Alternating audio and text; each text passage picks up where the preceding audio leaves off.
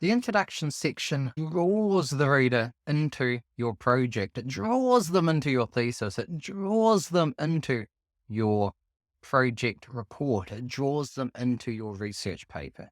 So why then is the introduction section so difficult to write? And what can we do about it? And this, my friends, is where things becomes very interesting.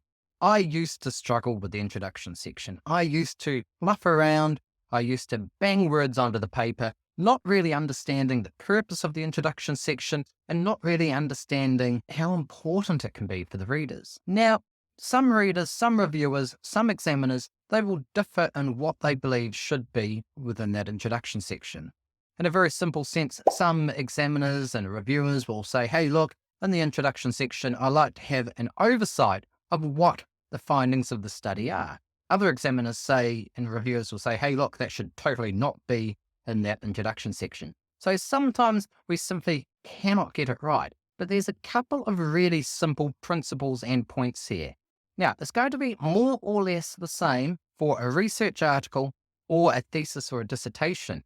But because they're for different audiences, the importance of these sections will differ. The importance or the length or the depth of discussion in each of these sections will be different depending on if we're writing a research article. What is it?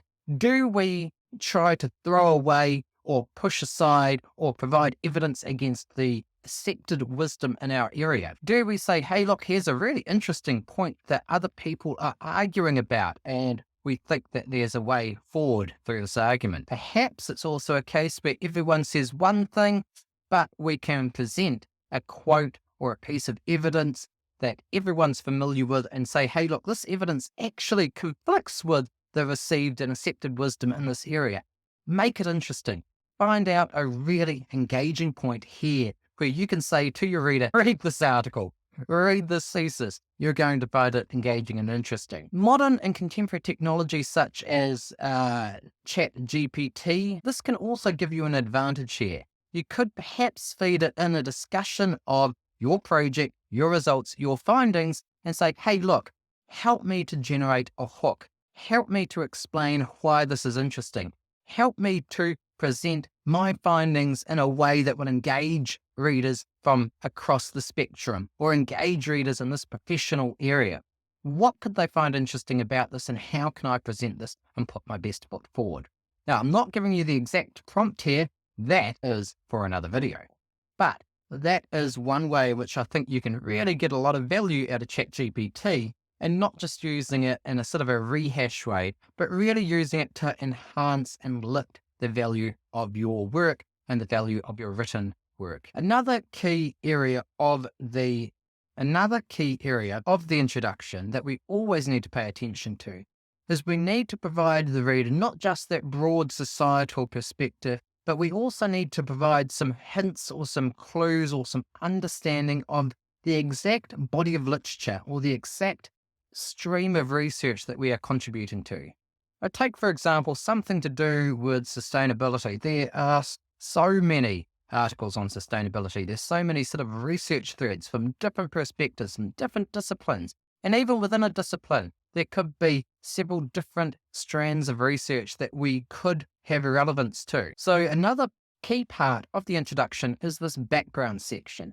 How do we make sense of this research? Where are we contributing to? What don't we understand? And therefore, why is this important? So we're going to give the reader a background section. We're going to introduce them to some of these key ideas within the literature. We're also going to be positioning this in a way to show very quickly and simply a gap or a problem. Now, in some cases, it might be that particular work is not done, and so these articles are serving to show the state of the art, only perhaps with half a dozen articles. But it's not just showing the state of the art, it's also signposting or indicating to your reader where you are contributing into. So there should be coherence and consistency between these articles that you're citing and your own work, conceptually, theoretically, and perhaps even methodologically. What does this mean? You can say, this has been done, but nobody has contributed here in this middle section, and this is an outstanding area of interest. Perhaps you could say there are these two camps here that are arguing about this key issue, and yet it's important that we have some resolution to this issue. Now, we also want to tell the reader within the introduction what exactly is the problem. That was perhaps a fairly broad background section. So what? So what exactly is the problem? What exactly is the issue that we are going to resolve? Yeah, I know a lot of people talk about research questions and gaps in the theory or gaps in the research. Get away, in my opinion, we need to get away from thinking about gaps. Instead, let's think about a problem. Our research should solve a problem. I don't think that research to fill a gap is really what we want to be doing. I don't think it's always helpful. There's a gap also in the research literature on blonde-haired managers of mining corporations. There's a gap. It's not a meaningful gap. It's not an important gap, but no research has been done. Is it a problem? Is there a problem that's something to do with mining site managers and the hair color? There's no problem. So as a consequence, there's no reason I should be doing this work. But if we can begin to frame our work as here is a problem that we will solve in this article, in this thesis, now that is powerful.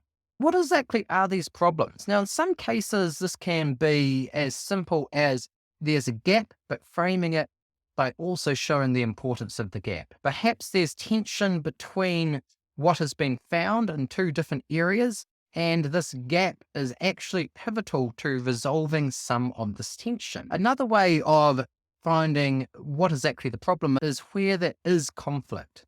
Now, it could be conflict between two theoretical perspectives on one issue or one phenomenon, and that can be a fertile ground for explaining what the problem is. Another really fertile way of showing the problem is by saying, hey, look, there's this really big body of evidence here from professionals, and we are not resolving this issue for them. They are telling us that this is a phenomenon or a really big problem in their workforce. Use industry surveys from KPMG, for example. Use white papers from consulting companies. Yes, it's not the most credible research perhaps, but it's showing that there is this issue in practice. Now, one of the good things, for example, about a consulting company report, say from KPMG, and I'm just using them as an example because I distinctly remember some of their reports being cited, is they often have a global reach for those surveys. They often have the ability to pull in thousands of responses from managers around the world. And so if there's a large proportion of these managers reporting on something as a problem, you can bet your bottom dollar that this is, in fact, an issue in practice, a real problem that we perhaps have yet to resolve. Now, it's often a simple case of saying, hey, look, this is an issue in practice. Here's some evidence from the literature, from the grey literature, from professionally focused literature. It could also be drawing from a professionally focused publication such as the Harvard Business Review, MIT Sloan Management Review, California Management Review, for example. These are professionally focused articles. These articles are saying there's a problem in practice. What then is the solution that's being put forward by researchers, by the academy? And here you can show, here's a big problem. You know what? We have failed to address this problem, or we only come a small way in addressing it. And in fact, there's still a huge amount of work to do. This is the problem. Boom! It is also really important that we resolve this problem. And that, my friends, is going to be a very compelling argument. Now, one of the key distinctions I think here between a research article and a thesis or a dissertation will come at that point. So what then is the contribution from your study? This is one of the key reasons why I think finalizing the introduction is best done near the end of your research project. What is the contribution? Well, in the thesis or a dissertation, the examiners often want to have some sense of what that theoretical contribution or the practical contribution of your work is. So if you're thinking all the way through your work to those discussion sections, you're saying, hey, look, past studies have found this, I've found this, I've extended a theory, I've elaborated on a theory, I've discovered a new moderating variable that is of great importance. Often in a thesis and a dissertation, we will spend a bit more time talking about this. There's often a more lengthy section on the contribution. We'll often separate it out into perhaps a theoretical contribution or a practical or professional contribution. In a research paper, we will usually have a discussion on that contribution, but it won't have the same level of importance. It's going to be squished, it's going to be more concise, and it's going to be stated in a more matter-of-the-fact way. But we're saying, hey, look, here is the problem that we're solving, and it is important for these reasons. One of the clearest and easiest ways of presenting this work in a research article, in my mind, is to simply start a paragraph in the actual introduction with the words, "No, this research is important." Maybe not exactly those words, maybe paraphrasing this, but we're telling the reader that the research is important for this reason. Now, there's a couple of simple psychological things going on here. When the editor and the examiners or the reviewers are reading this article, one of the things that they want to know is, why is this important? How is this going to help our readers? How is it going to help me, perhaps as a researcher or a professional? If I've told them this research is important because, they don't have to think, they don't have to wonder. I'm leading them through to help them understand how and why this research is important. What problem does this research resolve? And in what way does it resolve that problem? Now, this is true, I think, of all of our professional writing, whether it's for research papers or for theses and dissertations. Lead the reader through. Don't let them think. Do the thinking for them. Give them the words. Give them those phrases. Let their brains see those words. This research is important because. I'm not overselling it by saying that. I'm not saying this is groundbreaking, earth-shattering research. I would never make that claim in my professional work. I'm not overselling it. I'm not making a claim that it's groundbreaking research. I'm just stating this research is important because those words will then be in the mind of the reader.